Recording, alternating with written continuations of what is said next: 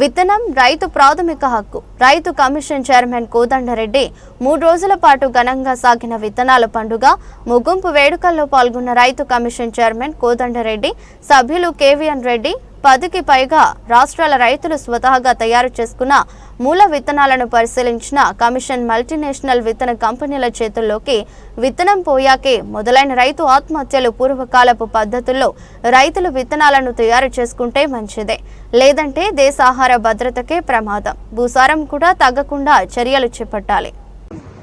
లీలా లక్ష్మారెడ్డి గారి దంపతులను నేను రైతాంగం పక్షాన రాష్ట్ర వ్యవసాయ రైతు సంక్షేమం పక్షాన మిమ్మల్ని మనసారా అభినందిస్తా ఉన్నాను. ఇది చాలా కీలకమైంది. అంతేకాదు రైతు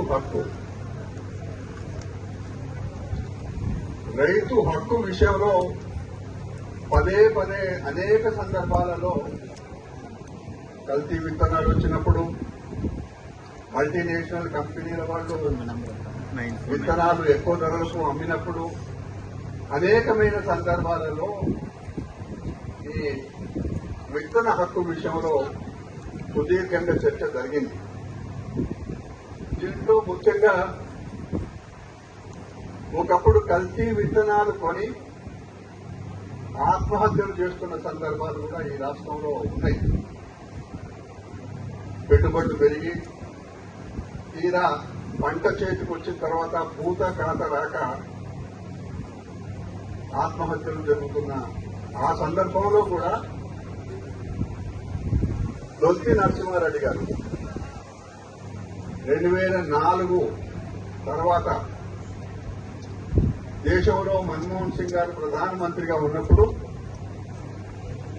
వారితో నేను అప్పట్లో రాష్ట్ర కిసాన్ కాంగ్రెస్ అధ్యక్షుడిగా దీని విషయంలో చాలా తీవ్రంగా చర్చించుకున్నా. ఒక సమగ్రమైన చట్టం తీసుకురావాలనే ఆలోచన ఆనాడు అందరికీ కలిగిన సందర్భంలో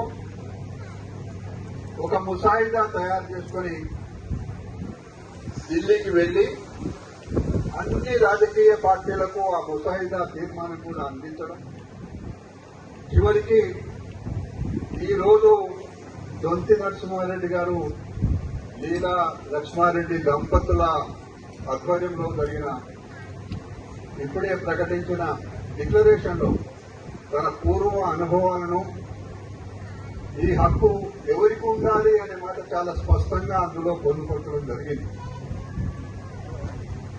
అది ఆ రోజు అన్ని రాజకీయ పార్టీలు కూడా వెల్కమ్ చేసినాయి. మరీ ముఖ్యంగా అప్పుడు అప్పర్ హౌస్ లో వెంకయ్య నాయుడు గారు అపోజిషన్ లీడర్. మేము వారి దగ్గరికి వెళ్ళినప్పుడు మాకు ఒక పక్కనే తెలుసు, రెండో పక్క మాకు అంతగా అవగాహన లేదు. మీరు వచ్చింది కాబట్టి చాలా సంతోషమనే మాట వారు వ్యక్తపరచడం, రాజ్యసభలో సుదీర్ఘమైన చర్చ జరిగి కారణం ఏదైనా అప్పట్లో అది ఆ సభలో ఆమోదం పొందలేదు.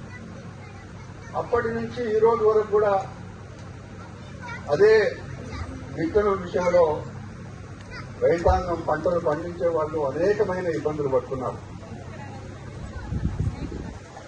ఒక్కసారి మీ అందరికీ మనవి చేస్తా ఉన్నా, మనమందరం కూడా వ్యవసాయ కుటుంబాల నుంచి వచ్చిన వాళ్ళం. మన పూర్వీకులు, తాతలు, ముత్తాతలు తండ్రుల నాటి ఆ వ్యవసాయాన్ని నమ్ముకొని గ్రామీణ ప్రాంతాల్లో వ్యవసాయం చేస్తున్న కుటుంబాలు. ఈ కుటుంబాలు ఆ రోజు వ్యవసాయం ఎట్లా ఉండింది నాకు తెలిసి మహిళ వ్యవసాయంలో చాలా ప్రాధాన్యత ఉంటుంది.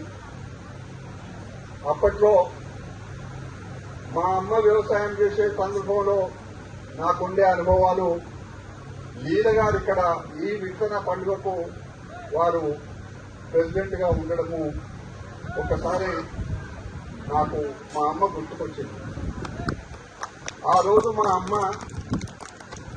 కూరగాయలు కానీ, ధాన్యం కానీ, ఆముదాలు కానీ ఏ విత్తనమైనా కూడా దాంట్లో మంచి కంకిని వేరి ఎండబెట్టి ఆ విత్తనాలన్నీ ఒక కుండలో పోసి బూడిద పోసి మళ్ళీ మృగశిర కార్తీ వచ్చే వరకు దాన్ని భద్రంగా పెట్టి మృగశిర కార్తీ కంటే ముందు కుండల్ని తీసి విత్తనాలు వెండబెట్టి మాకే కాదు ఆ ఊర్లో ఎవరికి అవసరం ఉంటే అందరూ కూడా ఆ విత్తనాలు నాగులకు తీసుకొని పోయేవాళ్ళు.